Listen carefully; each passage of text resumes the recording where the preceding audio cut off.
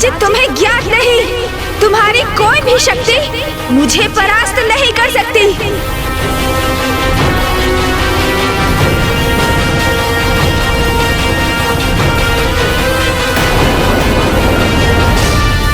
तुम मेरा अंत करना चाहते हो ना, किंतु अपने क्रोध में इतने विवेक शून्य हो गए हो तुम कि ये भी भूल गए कि यदि मैं मार्ग से हट गया तो तुम्हारी ये अग्नि वर्षा तुम्हारी बहन और तुम्हारे भांजे अर्थात मेरे भक्त सुबोध को भस्म कर देगी।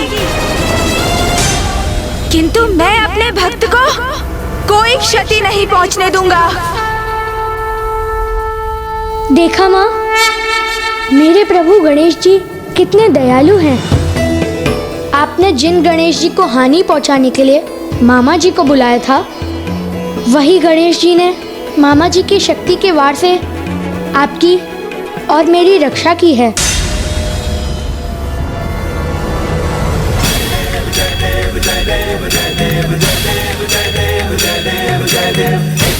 उचित तो कह रहा है ये बालक कि मेरे इस प्रहार से बहन दकिनी और सुबोध हताहत हो सकते हैं, किंतु मैं उसके भय और चिंता से इसे नहीं छोड़ सकता। इसे मैं मृत्यु देकर ही रहूंगा। इस युद्ध में तुम्हारे साथ किसी का भी अंत हो जाए तो कोई चिंता नहीं। यदि मेरी बहन और भांजे की भी मृत्यु होती है तो हो जाने दो।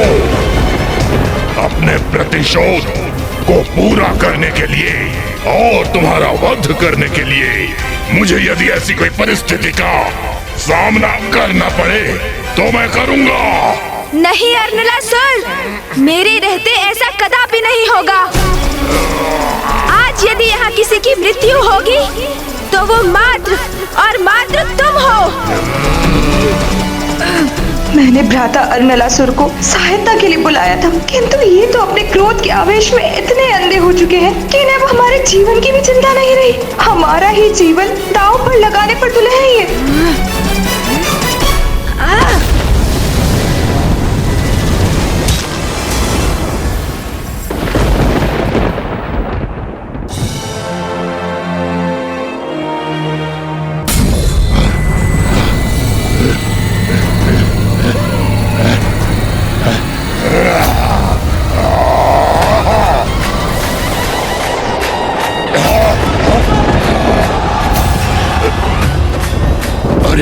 इसने तो मेरा खड्ग ही छीन लिया।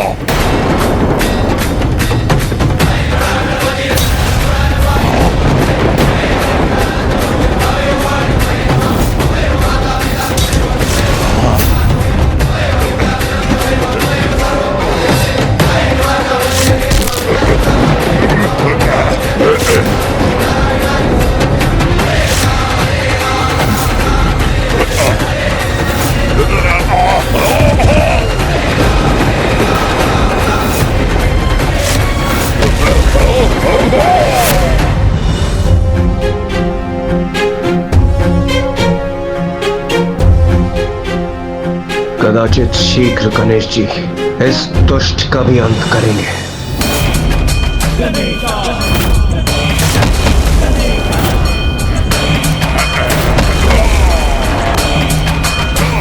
दुष्ट, तुम्हें चेतावनी दी थी ना मैंने, कहा था ना जहाँ से आए हो वहाँ लौट जाओ, किंतु तुम फिर भी मुझसे युद्ध करने पर स्थित रहे। तो ये लो, अब भुगतो उसका परिणाम।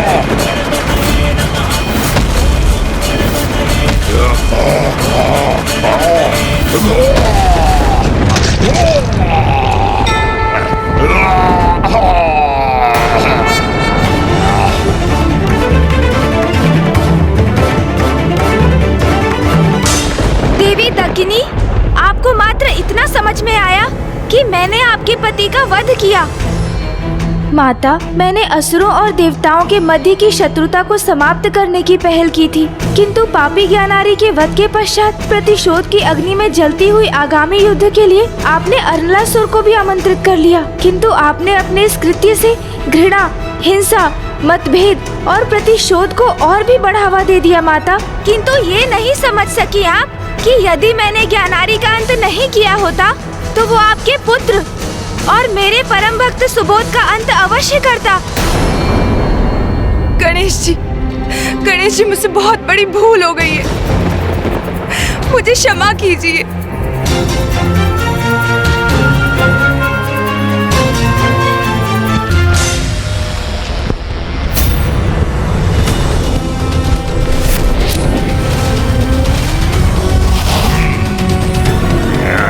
प्रभु वो देखिए।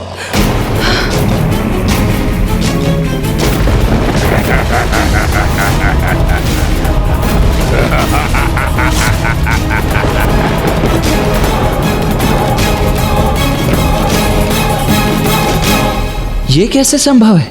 गणेश ने तो अर्नलासुर का अंत कर दिया था, फिर वो पुनः कैसे जीवित हो रहा है? पिताश्री, कृपा करके मुझे बताइए कि कौन है ये अर्नलासुर और क्या है इसका रहस्य? पुत्र कार्तिकेय, अर्नलासुर कोई साधारण असुर नहीं है, वो स्वयं यमराज का पुत्र है।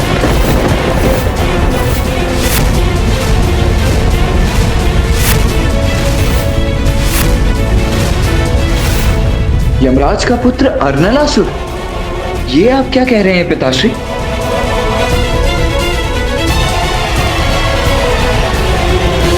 एक बार यमलोक में एक बड़ा उत्सव हुआ। वहां यमराज एक नर्तकी के सौंदर्य से अभिभूत होकर उस पर मोहित हो गए और उन्होंने उस नर्तकी का आलिंगन कर लिया। यमराज के इस अनुचित कृत्य के कारण ही अर्नलासुर का जन्म हुआ, जिसका अस्तित्व ही अनुचित था, जो दुष्टता से परिपूर्ण था, जिसका शरीर शिलाओं और लावा का बना हुआ था, जिसमें क्रोध और उग्रता का ही समावेश था। यदि अर्नलासुर यमराज का पुत्र है तो फिर उसे हम देवताओं की ओर से युद्ध करना चाहिए। हाँ देवराजन, अर्नलासुर में बचपन से दुष्टता के चिन्ह थे, जिससे यमराज अत्यंत अप्रसन्न थे, जिसके लिए वो अपने आप को दोषी मानते थे। इसलिए उन्होंने अर्नलासुर को तप करने का सुझाव दिया, ये सोचकर कि शायद तप के प्रभाव से वो सुधर जाए। किंतु वो कहां सुधरने वाला था। एक दिन अपने पिता से क्रोधित होकर उसने यमलोक का भी परित्याग कर दिया। असुर गुरु शुक्राचार्य को अर्नलासुर में देवताओं को पराजित करने का एक शक्तिशाली अवसर दिखाई दिया, इसीलिए उन्होंने उसको अपना शिष्य बनाया और उसका मार्गदर्शन किया और उसे कठोर तप करने के लिए कहा। तब अर्नलासुर ने ब्रह्मदेव की कठोर तपस्या की, जिसके फलस्वरूप ब्रह्मदेव ने उनको एक वरदान दिया। वरदान? कैसा वरदान? अर्नलासुर को यह वरदान प्राप्त है कि उसका अंत किसी भी अस्त्र शस्त्र से नहीं होगा। उसका वध करने हेतु उसकी रगों में बहते लावे को शोक कर बाहर निकालना होगा। इसलिए उसकी रगों को लावे से रिक्त करना होगा।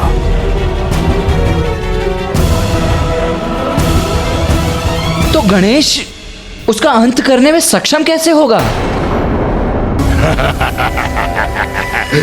क्या हुआ गणेश? तुम्हें क्या लगा तुमने मेरा वध कर दिया?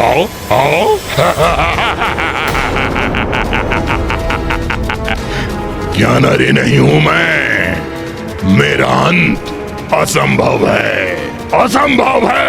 अर्नलासुर, जो परम ब्रह्म के अवतार है, वही जन्म और मृत्यु के चक्र से परे है। अमर है तो वो है पिताश्री महादेव, माँ आदि शक्ति, श्री हरि नारायण, ब्रह्मदेव, मेरे भ्राता कार्तिकेय और माता के आशीर्वाद से स्वयं मैं। किंतु समय आने पर देवी देवताओं के पुण्य का भी क्षय होना निश्चित है। इसीलिए इस भ्रम में कदापि मत रहना कि तुम्हारा अंत नहीं हो सकता।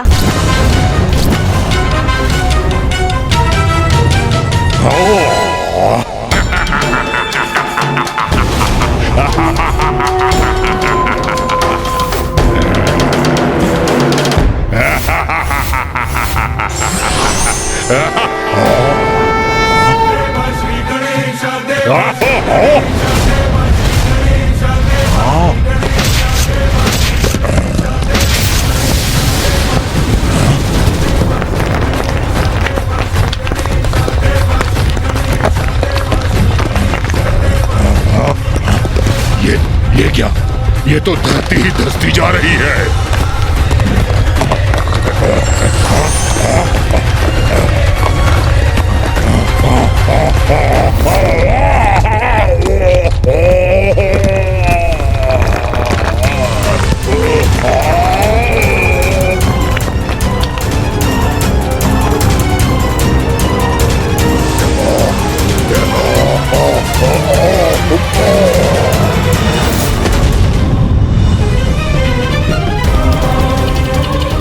कदाचित ये दुष्ट अरनलासुर पुनः अपना शीश नहीं उठा सकेगा।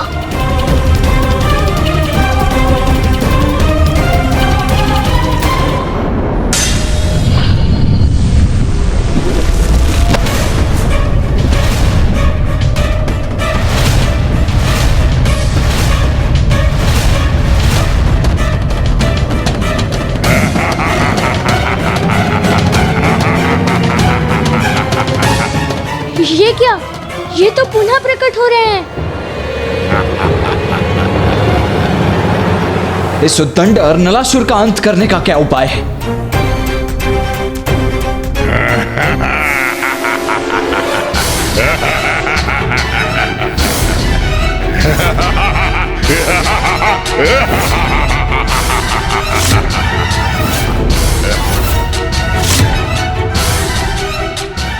आश्चर्य, मेरे इतने प्रहार के पश्चात भी इस पर कोई प्रभाव नहीं पड़ा।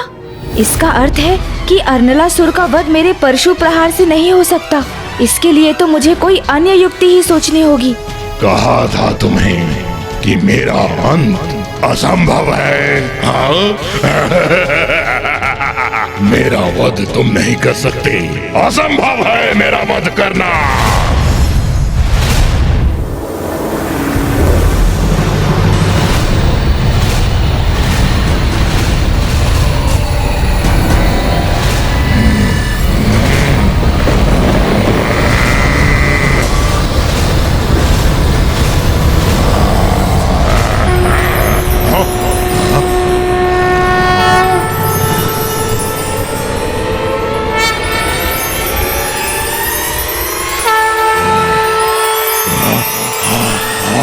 इसने भी अपना आकार बढ़ा लिया। अर्नलासुर, तुम्हारा ये विश्वास है ना कि तुम अमर हो? ये तुम्हारी सबसे बड़ी भूल है। यदि मैं तुम्हारा वध नहीं कर सकता तो तुम्हें अब अपना आहार अवश्य बनाऊंगा मैं।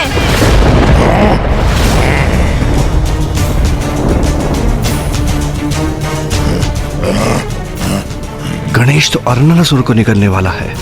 उतना प्रचंड ताप, वो उष्णता से उबलता लावा गणेश के भीतर प्रवेश कर विनाशकारी हो सकता है।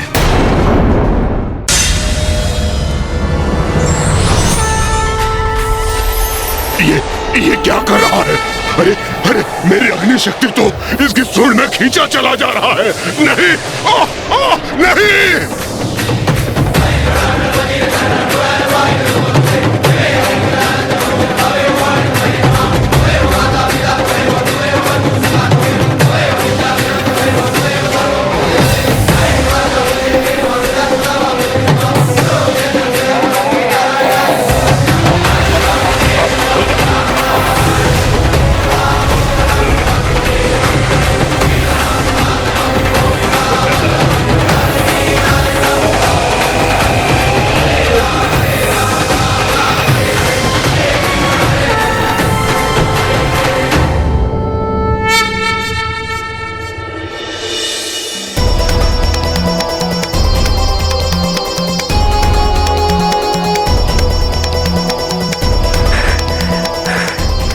अंततः गणेश ने अर्नलासुर का अंत करने का उपाय ढूंढ ही लिया।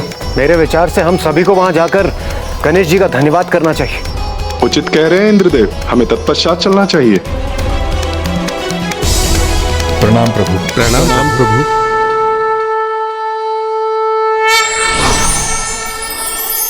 गणेश शीघ्र कैलाश लौटे।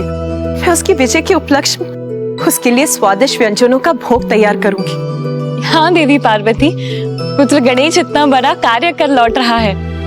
हाँ देवी पार्वती, अब आपको उसके लिए भिन्न भिन्न प्रकार के मोदक बनाने की तैयारी करनी चाहिए।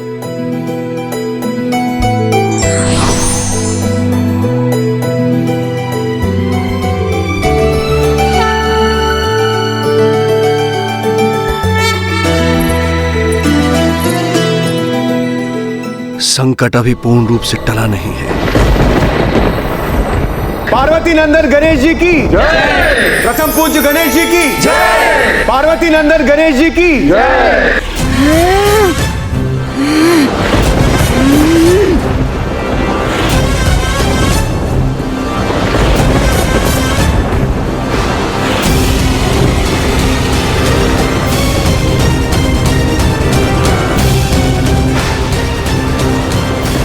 प्रतीत होता है गणेश जी का क्रोध अभी शांत नहीं हुआ। हमें उनके क्रोध को शांत करने का उपाय ढूंढना होगा। गणेश, शांत हो जाओ। इंद्रदेव सर्वथा उचित कह रहे हैं। गणेश को किसी भी प्रकार शांत करना ही होगा, किंतु उसका क्या उपाय है? सुबोध। प्रणाम गुरु स्कंद। गणेश जी इतने क्रोधित क्यों हैं?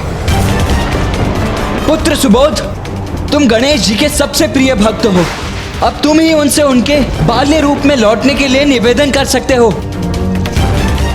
वो तुम्हारा निवेदन अवश्य स्वीकार करेंगे।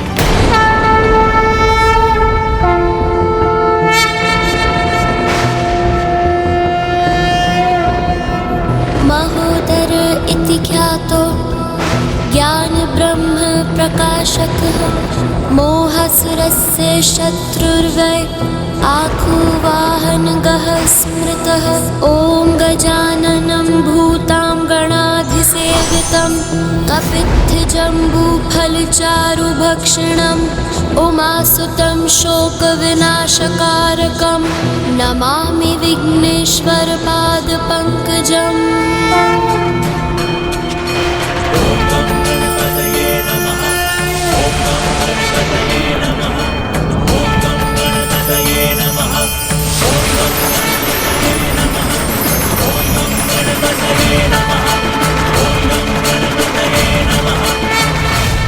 प्रभु गणेश जी, आपने हमारी रक्षा की, आपको कोटि कोटि धन्यवाद।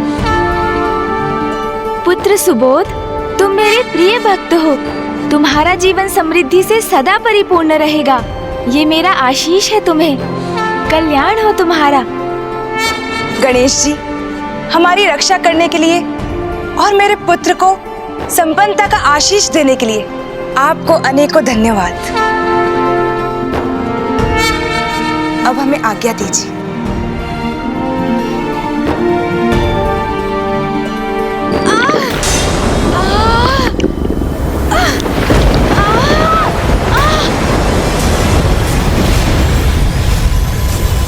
नहीं, कुछ नहीं। प्रतीत होता है मुझे भूख लगी है। प्रथम पूज्य गणेश जी, अनलासुर का अंत कर सृष्टि की रक्षा की, आपको कोटि कोटि धन्यवाद। आपकी कृपा से ही हम ज्ञानरी और अर्नलासुर के संकटों से मुक्त हुए हैं प्रथम पूज्य गणेश जी। आपकी इस कृपा के लिए हम सभी देवताओं की ओर से आपको कोटि कोटि धन्यवाद। प्रथम पूज्य गणेश जी की जय। प्रथम पूज्य गणेश जी की जय। प्रणाम गुरुदेव। आयुष्मान भव पुत्र।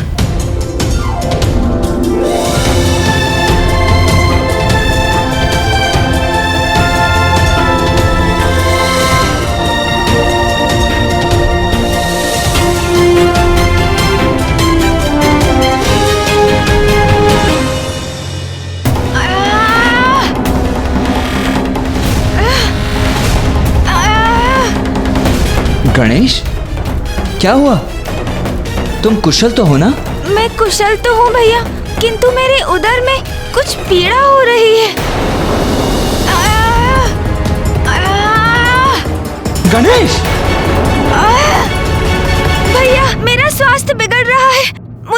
उष्णता का अनुभव क्यों हो रहा है? गणेश!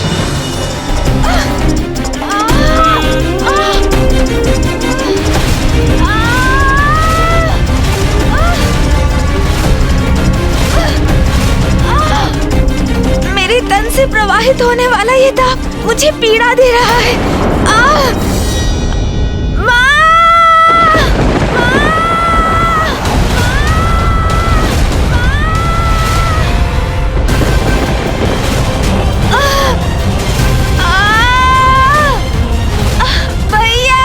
गणेश तो अपार संकट में है।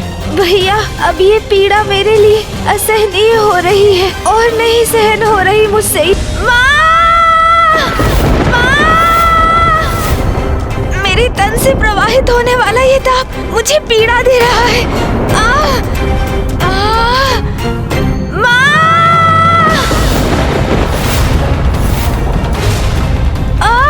गणेश तो अपार संकट में है।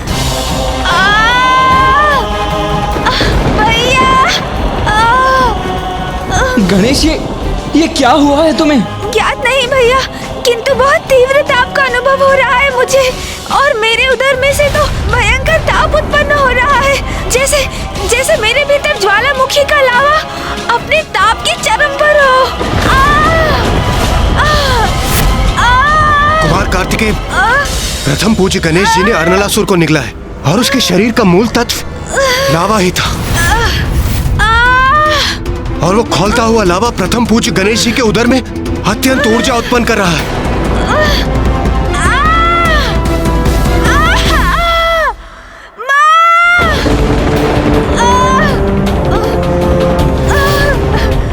गणेश पीड़ा से माँ को पुकार रहा है। मुझे यथाशीघ्र कैलाश लौटकर माँ को सूचित करना चाहिए।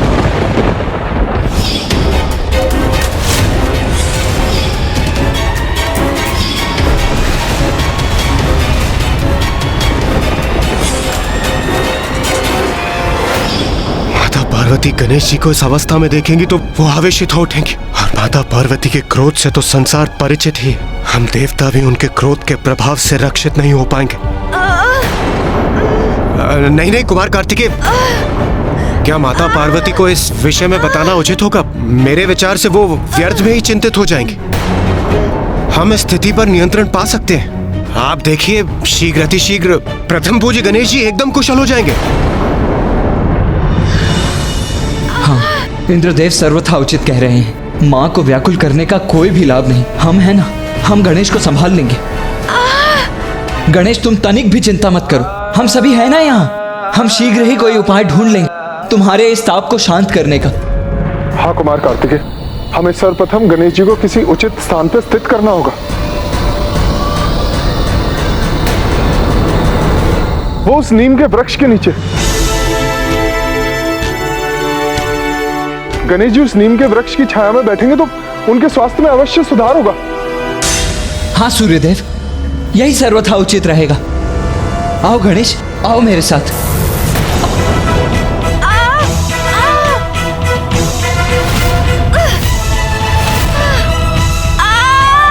इतना प्रचंड ताप जिसने मुझे भी प्रभावित कर दिया। क्या हुआ कुमार कार्तिकेय? गणेश तो भीतर बाहर जैसे पूर्ण रूप से तप रहा है। उसके तन से उत्पन्न होने वाली यह उष्णता इतनी अधिक है कि उसका स्पर्श करने पर उसका प्रचंड ताप मुझे भी अनुभव हुआ।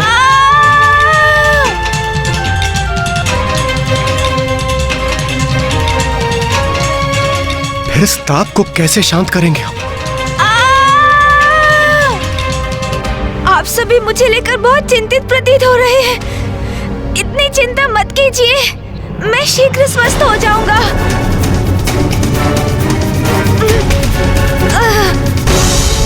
गणेश जी! नहीं भैया, नहीं भैया नहीं, ऐसे तो आपका हाथ भी इस ताप से प्रभावित हो जाएगा। ये प्रचंड ताप तो मेरे लिए भी असहनीय हो रहा है, किंतु मुझे इसे सहन करते हुए अनुज की सहायता करनी ही होगी। इसके अतिरिक्त और कोई अन्य उपाय भी नहीं है। नहीं गणेश, कुछ नहीं होगा मुझे। आओ चलो, मैं तुम्हें उस नीम के वृक्ष के नीचे उसकी छाया में ले चलता हूँ।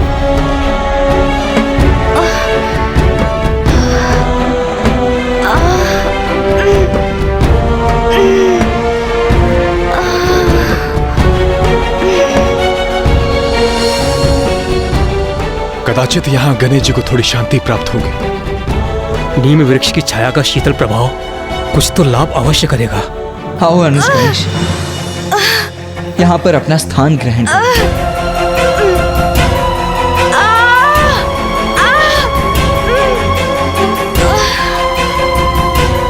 नीम के पेड़ की छाया के प्रभाव से गणेश जी का चित्त अवश्य शांत होगा।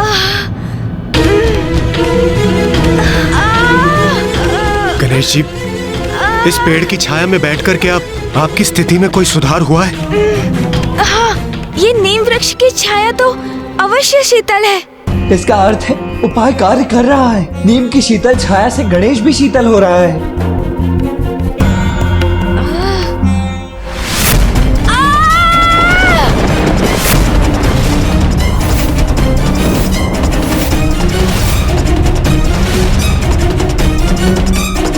नहीं, मेरी स्थिति में तनिक भी सुधार नहीं है भैया।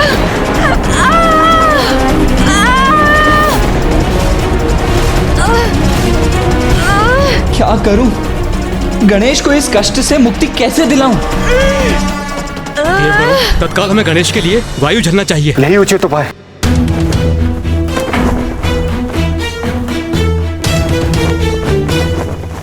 ये आप सब क्या कर रहे हैं? जब मैं स्वयं वायुदेव यहाँ उपस्थित हूँ तो ये कार्य करने की आपको क्या आवश्यकता है? वायुदेव तो सर्वथा उचित कह रहे हैं। आइए वायुदेव, आप सब पीछे हट जाइए। मैं अभी शीतल वायु प्रवाहित करता हूँ। हाँ, उचित है।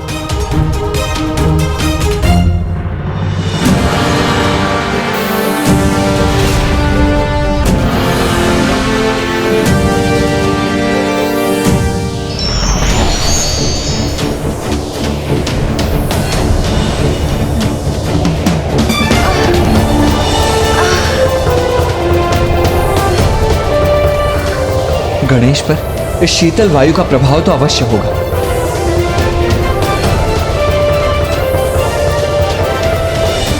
प्रतीत होता है ये युक्ति सफल हो रही है। मेरी शीतल पवन गणेश जी को अवश्य उनके भीतर के ताप से रक्षित करेगी। अब मैं ऐसी शीतल वायु उत्पन्न करूंगा जो उन्हें सभी ओर से घेर लेगी।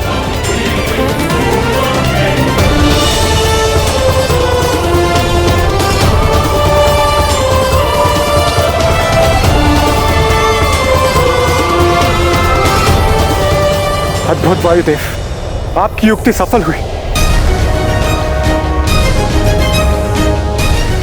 गणेश, अब कैसा प्रतीत हो रहा है तुम्हें? इस शीतल वातावरण से प्रभावित होकर क्या तुम्हारा ताप कुछ शांत हुआ?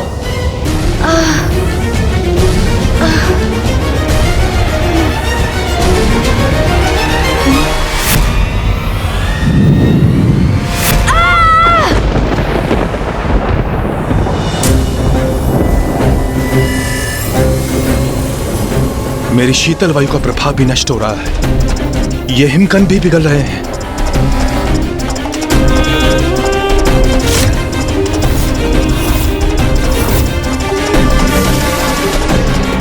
वायुदेव, अपने पवन के प्रवाह को रोक दीजिए। गणेश जी की ऊर्जा आपकी पवन को लू में परिवर्तित कर रही है।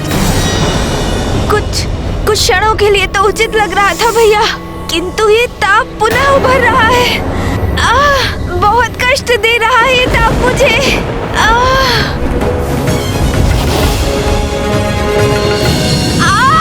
नहीं, मैं गणेश को इतनी पीड़ा में नहीं देख सकता। हमें गणेश के भीतरी ताप को शांत करने के लिए कोई ना कोई उपाय करना ही होगा।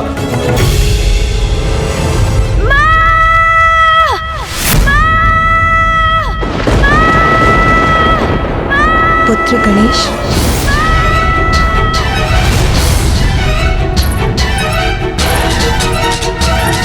माता, क्या हुआ माता? मैंने गणेश का स्वर सुना, जैसे वो लौट आया हो। ऐसा आभास हुआ मुझे जैसे उसने मुझे पुकारा हो। किंतु मैंने तो तुझ नहीं सुना। माता अवध्य दमयंती की प्रतीकता में अधील हो रही हैं।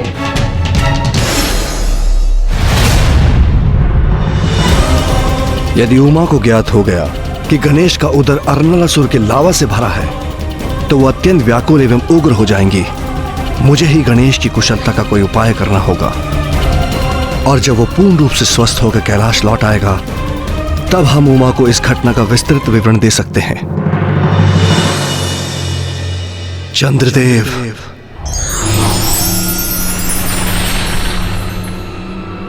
प्रणाम महादेव। क्या आपको कोई चिंता सता रही है प्रभु?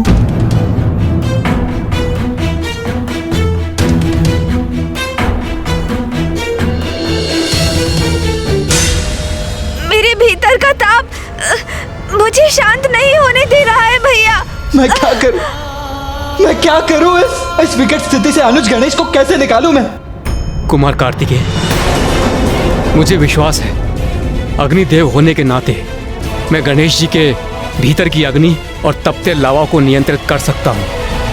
हाँ, यही उचित है। गणेश, तुम स्थिर होकर बैठे रहो। अग्निदेव तुम्हारे भीतर के लावा को नियंत्रित करने का प्रयास कर रहे हैं, ठीक है? हाँ, उचित है। आइए अग्निदेव।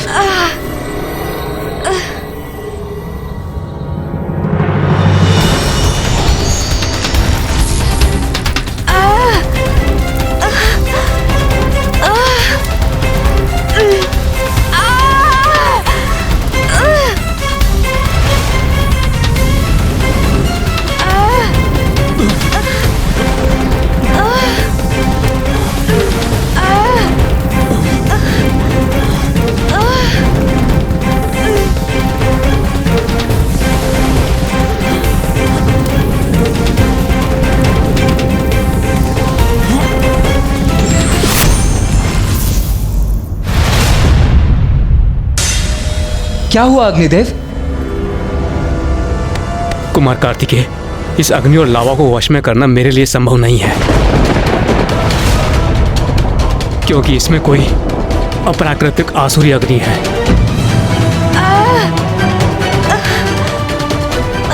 तो फिर क्या करें हम? गणेश को इस पीड़ा से मुक्ति दिलाने की अब क्या युक्ति शेष है? नहीं। चंद्रदेव, आप यहाँ? प्रणाम गणेश जी।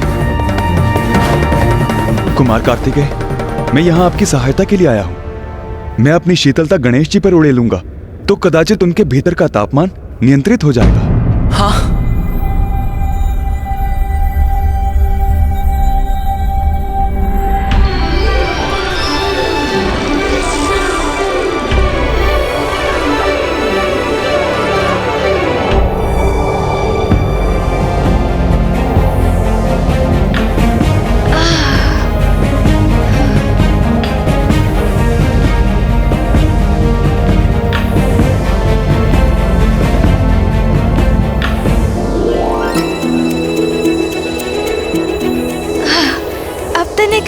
कुशल अनुभव कर रहा हूँ।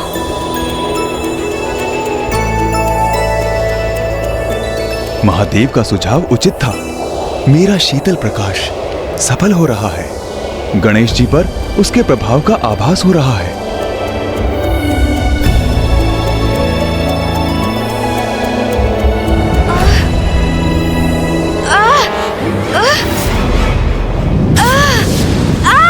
देवगण बचिए!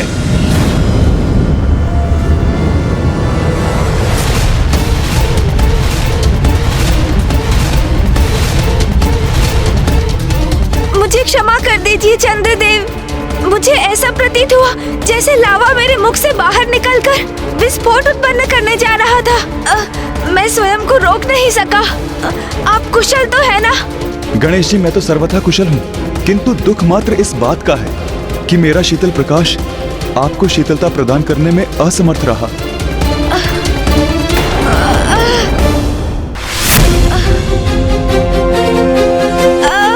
क्या करूं? कैसे सहायता करूं अपने अनुज की, ताकि वो इस असहनीय पीड़ा से मुक्ति पा सके? यदि हम कुछ नहीं कर पा रहे हैं तो क्या अब हमें माँ को इस स्थिति से अवगत कराना होगा?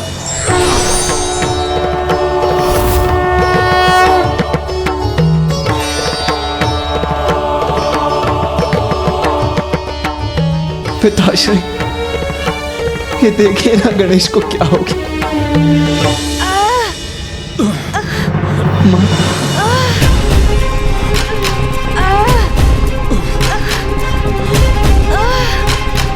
पिताश्री, आप अकेले ही आए हैं?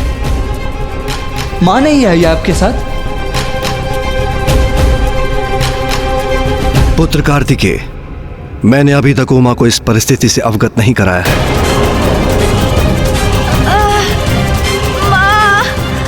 उचित ही किया महादेव ने, अन्यथा माता पार्वती की प्रतिक्रिया तो विध्वंसक भी हो सकती थी। उचित ही किया पिताश्री। मां गणेश की पीड़ा नहीं सह पाती, वो अवश्य व्याकुल और क्रोधित हो उठती। और वैसे भी अब आप आ गए हैं तो इस समस्या का समाधान भी निकल आएगा और सब कुछ यथावत भी हो जाएगा। पुत्र, हमें गणेश की भीतर की उष्णता का उपचार औषधियों से करना होगा। ऐसी औषधियां जो उसके उदर को भीतर से ही शीतलता प्रदान करें। अर्थात पिताश्री, हमें देव चिकित्सक अश्विनी कुमारों का आवाहन करना चाहिए।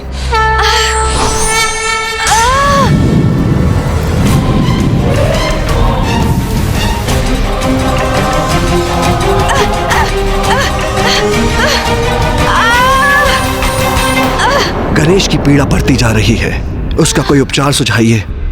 महादेव, हम अश्विनी कुमार शल्य चिकित्सक हैं। गणेश जी की ये अवस्था देखकर हम शैल्य प्रक्रिया से इनके भीतर का लावा बाहर निकाल दें।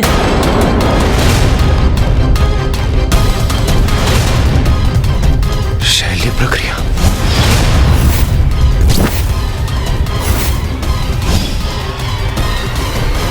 मैं शैल्य चिकित्सा कदापि नहीं करवाऊंगा। महादेव, हमें शल्य चिकित्सा का परित्याग कर धन्वंतरी जी का आवाहन करना चाहिए। उन्हें औषधियों का ज्ञान है, वो अवश्य कोई ना कोई ऐसी औषधि बताएंगे जिससे गणेश का उदर शांत और स्थिर हो जाए। हाँ मामा जी, धन्वंतरी जी की औषधि ही उपयुक्त होगी, उसी से मेरी अवस्था में सुधार होगा।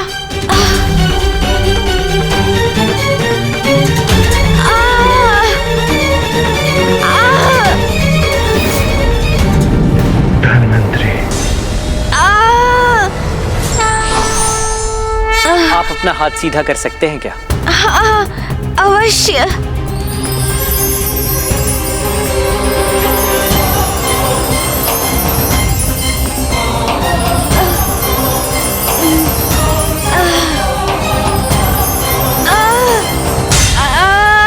गणेश जी का तापमान तो बहुत अधिक है, इनके भीतर का लावा उबल रहा है।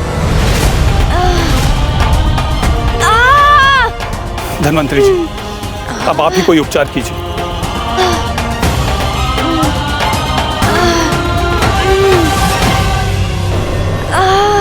गणेश जी, ये चंदन है, इस चंदन का लेप अपने उदर पर लगाइए, इससे आपको अवश्य शांति प्राप्त होगी।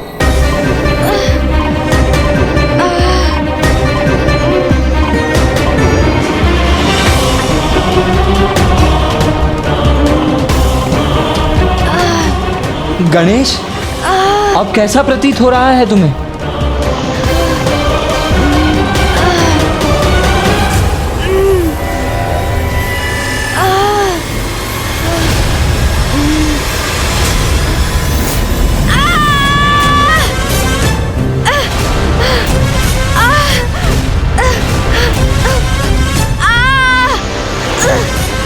गणेश जी के उदर के ताप ने तो चंदन को भी सुखा दिया, पर कोई बात नहीं, मैं कोई अन्य उपचार करता हूँ। शीघ्रता कीजिए, अब ये पीड़ा मुझसे सहन नहीं हो रही है। ये ताप तो बढ़ता ही जा रहा है। माँ!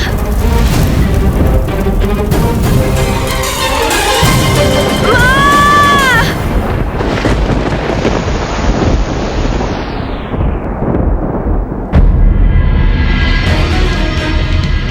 आकाश में ये लालिमा क्यों छा रही है? पुत्र गणेश और पुत्र कार्तिकेय को तो अब तक लौट आना चाहिए था, फिर उन्हें इतना समय क्यों लग रहा है? गणेश जी, ये लौकी और केवड़े का रस है, हम इसे आप पर छिड़केंगे जिससे आपको अवश्य शांति प्राप्त होगी।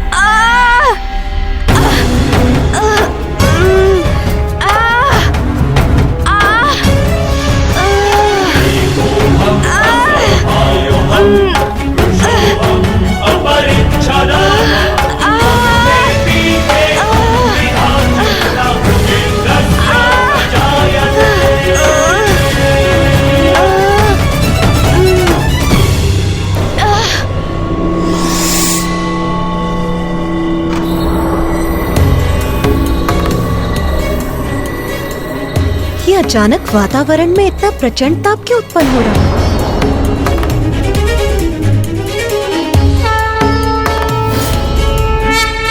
धन्वंतरी जी, इससे तो कुछ भी नहीं हो रहा है। ये बूंदे तो मेरे तन पर तनिक भी नहीं टिक रही है। मेरे तन का स्पर्श करते ही सूखकर वाष्प बन रही है। स्थिति और भी गंभीर होती जा रही है।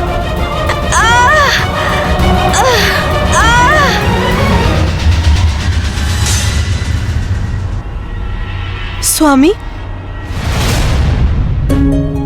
स्वामी भी अपने ध्यान स्थल पर नहीं है।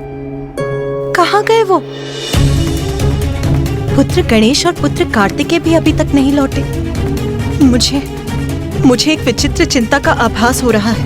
और अब स्वामी भी यहाँ नहीं है। आज के पूर्व जब भी गणेश पर संकट छाया है, मुझे ऐसी ही व्यग्रता का आभास हुआ है। इस बार मैं अपने आभास को पूर्ण गंभीरता से लूंगी।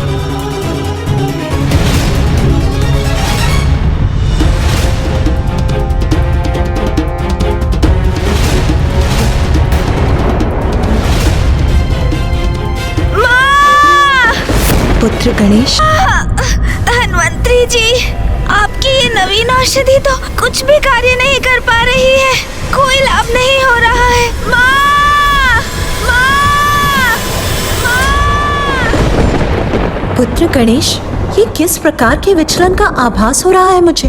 कैलाश में सब कुशल तो है ना? मैं सुझाव देता हूं कि हमें सप्त ऋषियों का आह्वान करना चाहिए। कदाचित वही हमारी सहायता करेंगे।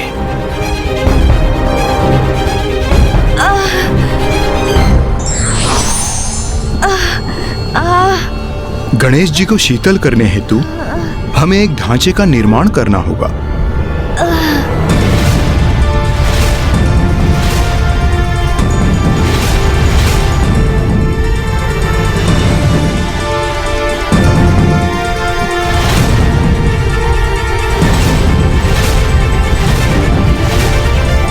ऋषिवर, ये क्या है? इससे भला क्या होगा? ये चटाइयाँ जिससे हमने इस ढांचे का निर्माण किया है, ये खस्क की दूब से निर्मित है और खस्क शीतलता प्रदान करता है।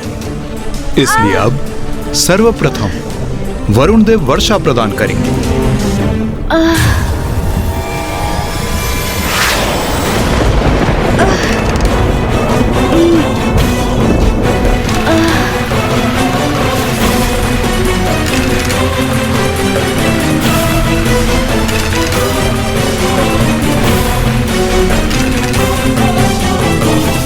अब इस पर मैं शीतलता के स्रोत गुलाब जल का छिड़काव करूंगा।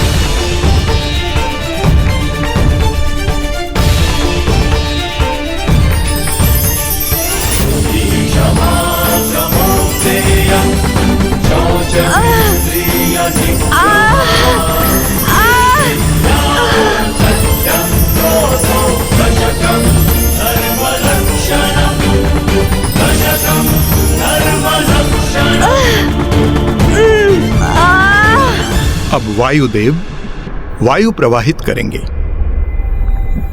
अब गुलाब जल और वायु खस के चटाई से होकर आपको स्पर्श करेंगे, तो इससे आप अवश्य शीतल होंगी।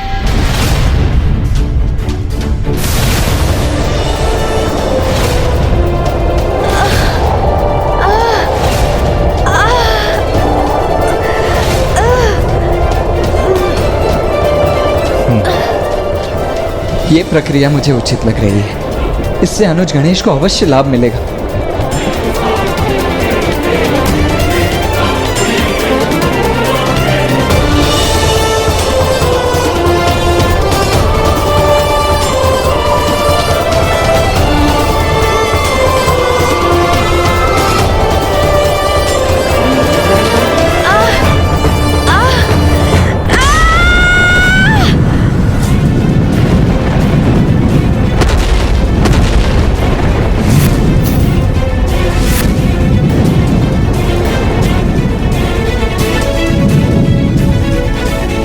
गणेश जी के शरीर से निकलने वाले अग्नि ने तो नीम के वृक्ष को भी जला दिया।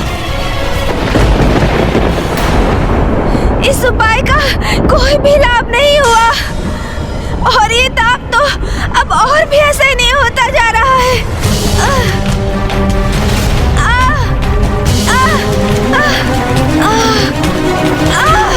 अत्यंत पीड़ा हो रही है मुझे। अब और सहन नहीं कर पा रहा हूँ मैं। भीतर का ताप बढ़ता ही जा रहा है।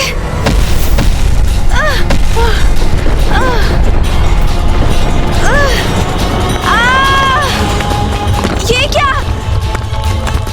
धन्वंतरी जी!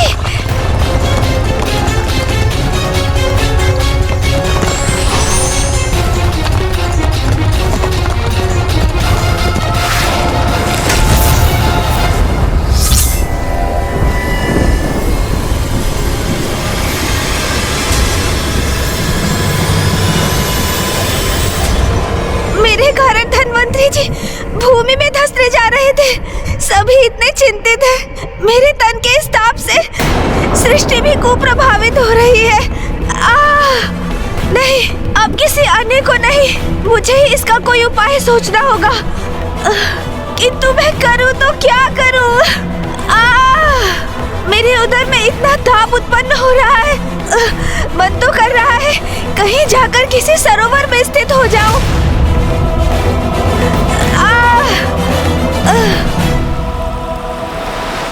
अरे हाँ, प्राप्त हो गया मुझे समाधान। मैं सरोवर में ही स्थित हो जाऊंगा। उससे अवश्य शीतलता प्राप्त होगी मुझे। गणेश! गणेश!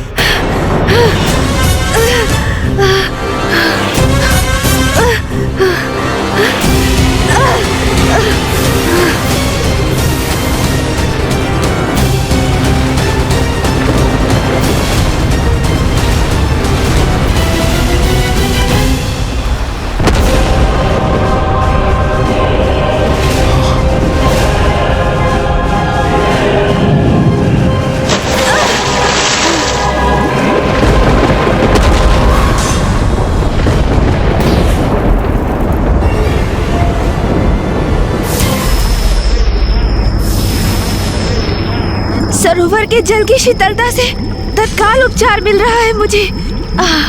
अब मुझे कुछ समय यहीं रहना चाहिए, फिर मैं अवश्य पूर्ण रूप से शीतल हो जाऊंगा।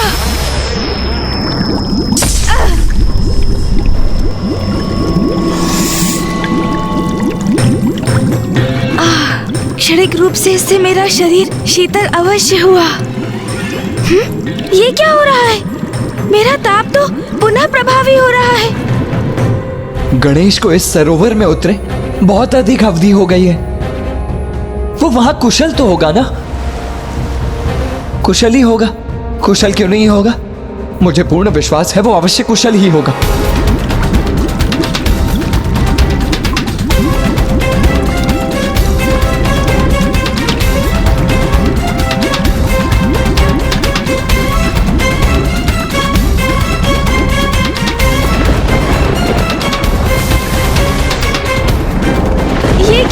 इस जल में विचरण करने वाले जलचर तो मेरे शरीर के ताप से तड़प उठे हैं। मृत्यु हो रही है उनकी। नहीं, मैं अपने कारण इन जलचरों के प्राण संकट में नहीं डाल सकता।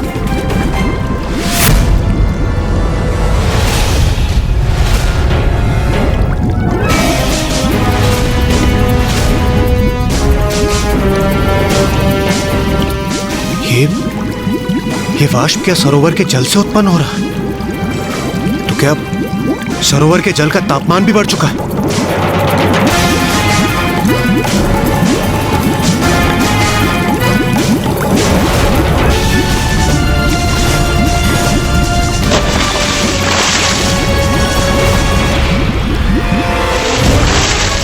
देवगण बचिए!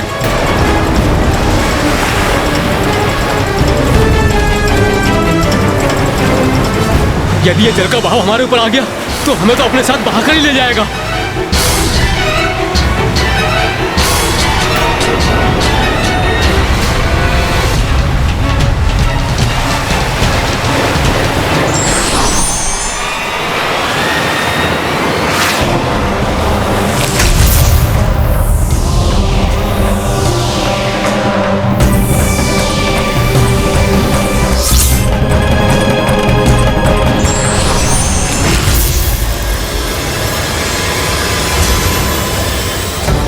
सरोवर में मैं और अधिक देर तक स्थित नहीं रह सकता।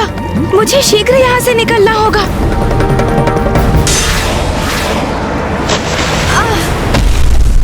गणेश! भैया, पिताश्री, स्थिति अब नियंत्रण से बाहर जा रही है। सरोवर के शीतल जल से भी कोई लाभ नहीं मिला मुझे। मैं उमा को सूचित किए बिना ही कैलाश से चला आया। अब तक उन्हें मेरी अनुपस्थिति का अनुमान हो चुका होगा। पुत्र कार्तिक और पुत्र गणेश भी अभी तक नहीं लौटे। अवश्य चिंतित होंगी वो। अब मुझे उन्हें सूचित करना चाहिए। क्या सूचना देना चाहते हैं आप नाथ?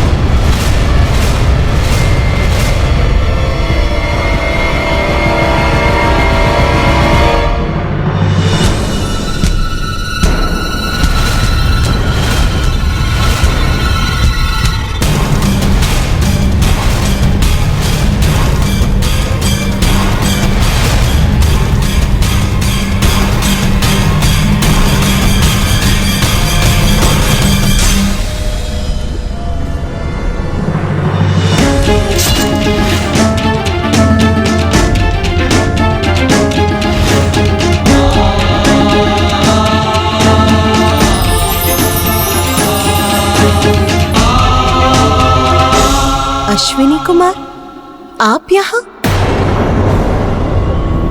और गणेश? गणेश कहाँ है?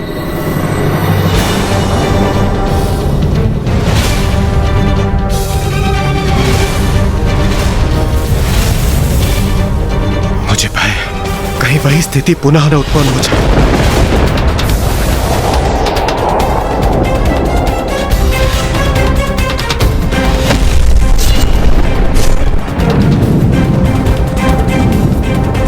ये क्या, माता तो यहीं चली आई। यदि इन्हें ज्ञात हो गया कि गणेश जी की पीड़ा से हमने ही इन्हें अवगत नहीं कराया तो उनके क्रोध के भाजन हम मरेंगे। माँ वो। स्वामी, बताइए मुझे क्या बताना चाहते थे आप? और मेरा पुत्र गणेश कहाँ है?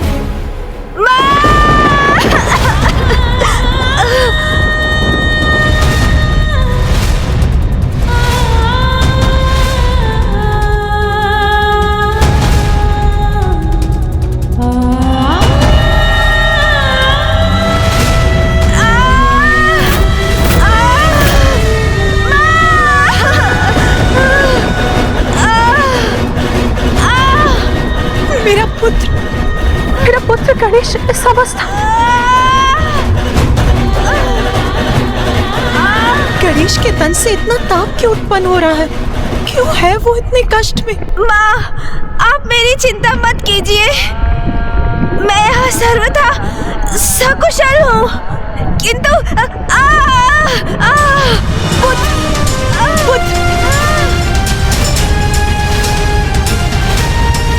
क्या हुआ है तुम? क्या कारण है तुम्हारी इस अवस्था का?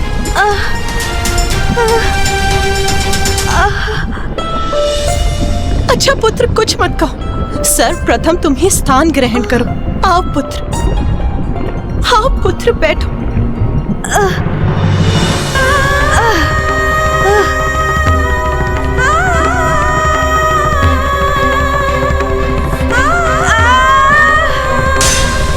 कहीं गणेश को इतनी पीड़ा में देखकर उमा का क्रोध जागृत न हो जाए।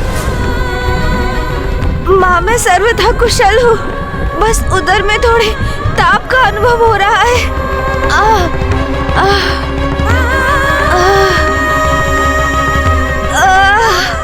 अपने ही उदर के भीतर इतना प्रबल ताप कोई कैसे सह सकता है? मेरा पुत्र यहाँ इस ऊर्जा से तप रहा और मुझे ज्ञात भी नहीं। उमा,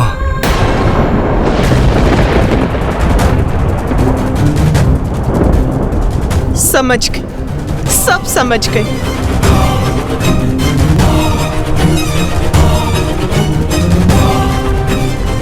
मैं समझ गई कि मेरे पुत्र ने उस अग्नि और लावा रूपी असुर अर्णलासुर को निगल लिया है, इसीलिए वो इस अवस्था में।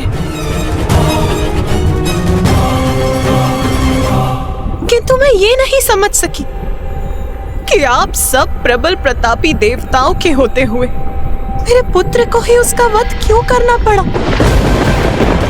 जिसका भय था वही हुआ। माता हम सब पे कुपित हो रही है। वो गणेश जी की स्थिति के लिए हमें उत्तरदायी मान रही है।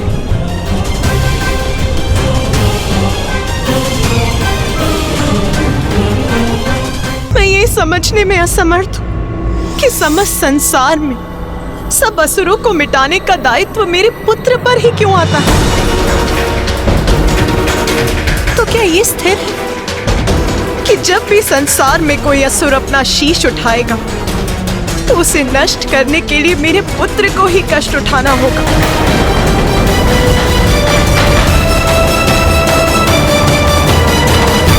माँ, क्रोधित मत होइए आप।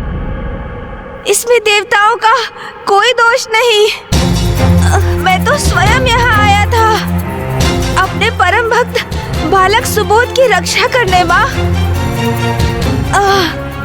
और अर्नलासुर का वध करने का कोई अन्य मार्ग भी नहीं था, इसलिए मुझे उसको निगलना ही पड़ा। किंतु माँ, मेरा उधर थोड़ा अशांत है, अन्यथा मैं कुशल हूँ माँ, और कुछ समय में ये अशांति भी अवश्य दूर हो जाएगी। हाँ, मुझे स्पष्ट दिखाई दे रहा है पुत्र, तुम कितने कष्ट में हो। माता, गणेश जी को इस कष्ट से मुक्ति दिलाने के लिए हमने धन्वंतरी जी, अश्विनी कुमार और सप्त ऋषियों का आवाहन किया और इन्होंने सभी संभव प्रयास कर लिए, किंतु माता। हाँ माँ, गणेश के उदर की उष्णता को शांत करने के लिए हम हर संभव प्रयास कर रहे हैं, किंतु अब तक तो हम उन सब में निष्फल रहे हैं। और माँ, गणेश तो अपने उदर की उष्णता को शांत करने के लिए स्वयं सरोवर में तक कूद गया, किंतु अन्य उपायों के समान उसका भी कोई लाभ नहीं हुआ, है ना? गणेश की इस अवस्था को देखकर सभी यहाँ पहुँच गए। सबने भिन्न भिन्न उपाय भी कर लिए, किंतु किसी के भी मन में ये विचार नहीं आया कि आप सब मुझे उसकी माँ को सूचित कर दे। स्वामी, यदि आप मुझे सूचित कर देते तो गणेश की इस पीड़ा का अंत बहुत समय पूर्व ही हो जाता। ये क्या कह रही है माता पार्वती? गणेश जी की पीड़ा का अंत कैसे हो जाता? किंतु कैसे माँ? माँ हूं मैं उसकी, इसीलिए मुझे भली भांति ज्ञात है कि गणेश के उदर के ताप को शांत करने का क्या उपाय है। तो बताइए ना, शीघ्र बताइए ना माँ, कि क्या है वो उपाय जो अनुज गणेश को उसकी पीड़ा से मुक्ति दिला सकता है।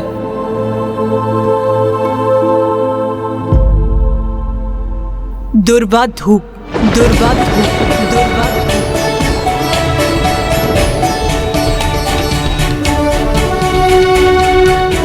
आप गणेश के श्री विग्रह को दुर्वा समर्पित कीजिए। माता सर्वथा उचित ही कह रही हैं। ऋषिवर, दुर्वा धूप की 21 गांठें ले आई। गणेश उसे ग्रहण करेगा तो उसका उदर अवश्य शांत हो जाएगा। हाँ माँ, और इस कार्य में हम सभी भी ऋषि कश्यप की सहायता करेंगे। उचित है पुत्र।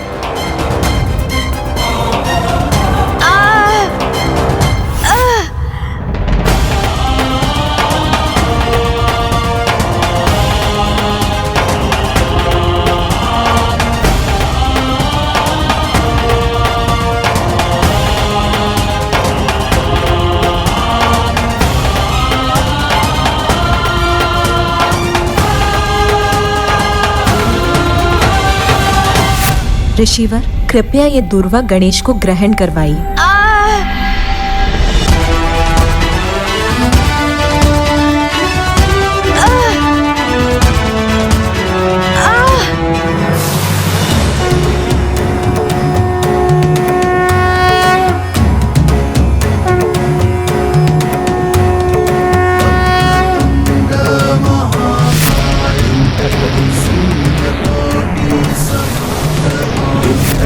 निर्विघ्नं कुरु मे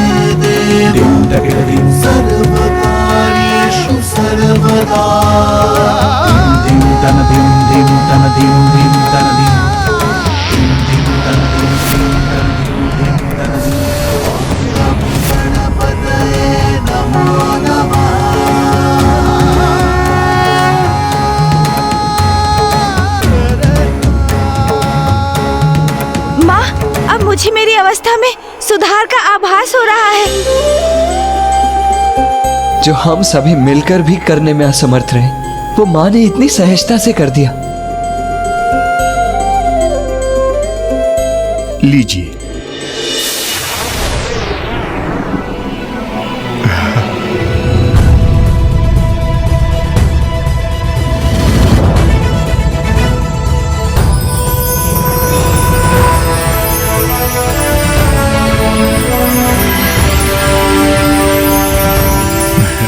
धन्य।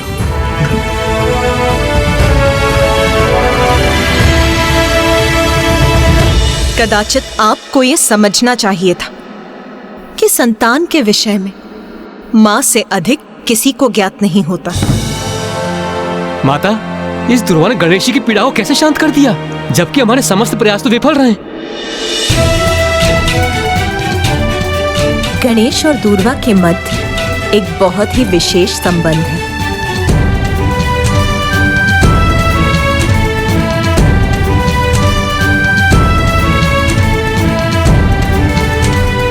कभी कभी छोटी से छोटी वस्तु वो चमत्कार कर जाती है जो बड़ी से बड़ी वस्तु नहीं कर पाती। इसीलिए हमें किसी को तुच्छ नहीं समझना